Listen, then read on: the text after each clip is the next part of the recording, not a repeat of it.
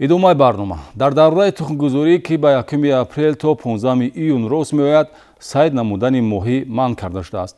ҳафтаи гузашта аз ҷониби кормандони шӯъбаи экологӣ ва сайёҳии вазорати корҳои дохилӣ дар вилояти Суғд қонунишканиҳо дар ин самт ошкор гардида, нисбати шикоркунандагони моҳӣ парвандаи ҷиноятӣ оғоз карда шуд.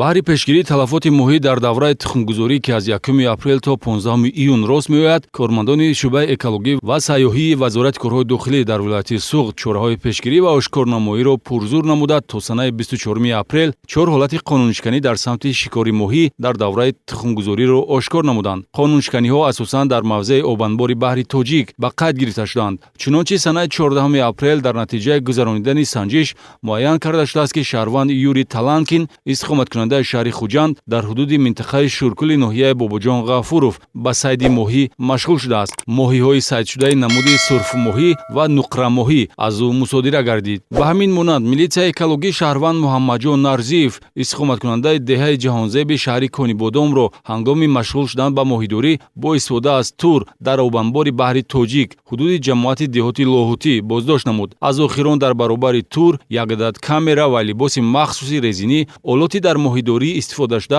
ҳамчунин моҳӣ мусодира шудааст ки амали ғайриқонунии ӯро тасдиқ мекунад. боз ду далели сайди ғайриқонунии ҳайвоноти обӣ низ дар мавзеъҳои обанбори Тоҷик, минтақаҳои ҷамоати хистеварзи ноҳияи Бобоҷон Ғафуров ва ҷамоати Ортиқови шаҳри Конибодом ба қайд гирифта шуданд. аз рӯи ҳодисаҳои ошкор гардида дар асоси моддаи 230 кодекси ҷиноятӣ парвандаи ҷиноятӣ оғоз карда шудааст. маҳдудияти манъи моҳидорӣ дар давраи тухмгузорӣ ба хотири ҳифзу нигаҳдории сарватҳои табиӣ роҳандозӣ гардида, дар ин раванд милитсияи экологӣ корҳои назоратию санҷиширо пурзур кардааст.